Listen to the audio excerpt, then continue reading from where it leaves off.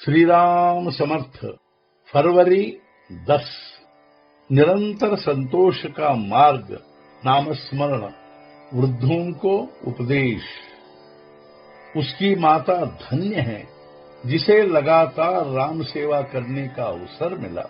स्वार्थ रहित राम सेवा ही जीवन में सबसे बड़ा लाभ है। मुख से नामस्मरण, शरीर से भगवत सेवा, चित्त में भगवान का ध्यान, मन की समर्पित भावना, यही भगवत सेवा के साधन हैं। इसके अलावा अन्य कोई साधन नहीं है। जो दिखाई देता है वह नाशवंत है। यह तत्व समझकर सज्जन लोग जीवन व्यतीत करते हैं। सामान्य जनता को भी वैसा ही जीवन व्यतीत करना है। संतान को संभाल कर रखना चाहिए। गृहस्थी में उदासी नहीं चाहिए। गृहस्थी में कई संकट आते हैं, फिर भी गृहस्थी में इन संकटों से संघर्ष करना चाहिए। उन्हें मात देना ही जीवन है। मैं सुनना चाहता हूं कि तुम संकटों को पार कर चुके हो।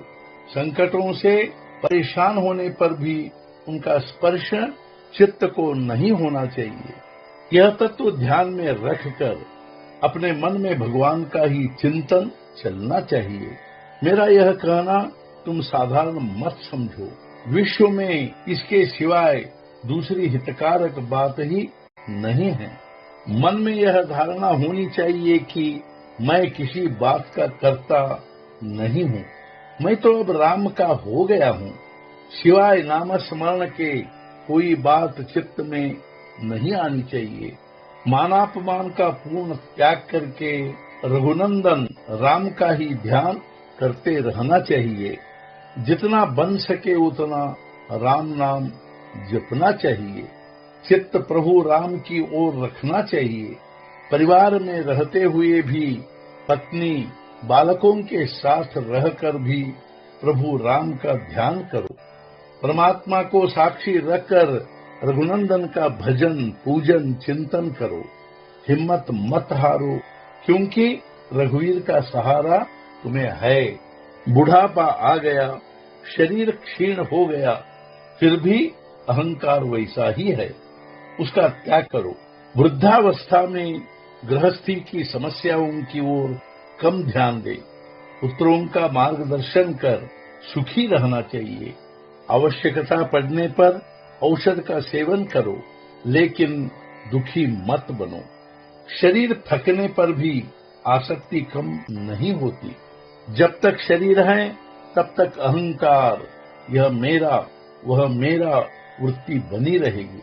उसी को राम के चरणों में अर्पित कर दो। उसे पुनश्च पनपने मत दो। गृहस्थी संबंधी, परमार्थ संबंधी जो भी हुआ वह अच्छा ही हुआ और भगवान राम की कृपा से ही हुआ। यह ध्यान में रखिए कि यह सिवाय भगवान की कृपा के होता नहीं। अतः पूज्य रघुपति को कभी मत भूलो। बढ़ती आयु के कारण शरीर क्षीण होगा ही, इसलिए सावधान रहकर कार्य करना चाहिए। शरीर को आलसी नहीं होने देना चाहिए। परिस्थिति के अनुसार कार्यरत रहना कर्तव्य ही है। वृद्धावस्था के कारण हम शरीर के अधीन हो जाते हैं। वृद्धावस्था स्पष्ट दिखाई देती है, फिर भी भक्ति भाव क्षीण नहीं होना चाहिए। आनंद मंगल पूर्वक गृहस्थी करके चित्त में संतोष रखना चाहिए। चित्त के संतोष की स्थिति दृढ़ रखो। उसे किस बात पर अवलंबित मत रखो। व्यवहार की लाभ हानि में मन कार्यरत न रखते हुए भी संतोष प्राप्त हो सकता है। अहंकार ही संतोष प्राप्त न होने में बड़ी बाधा है। हम स्वयं इसके लिए जिम्मेदार हैं।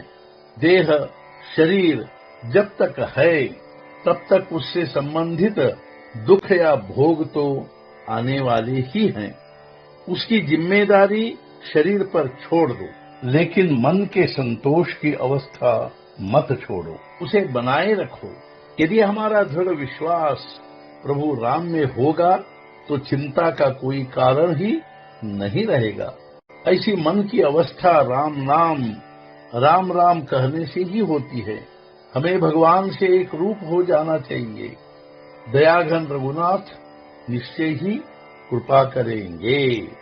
आज का मुख्य विचार, मैं एक ही बात मांगता हूं कि नामस्मरण के सिवाय एक क्षण भी मत रहो। सद्गुरुनाथ महाराज की जय। जय जय रघुवीर समर्थ।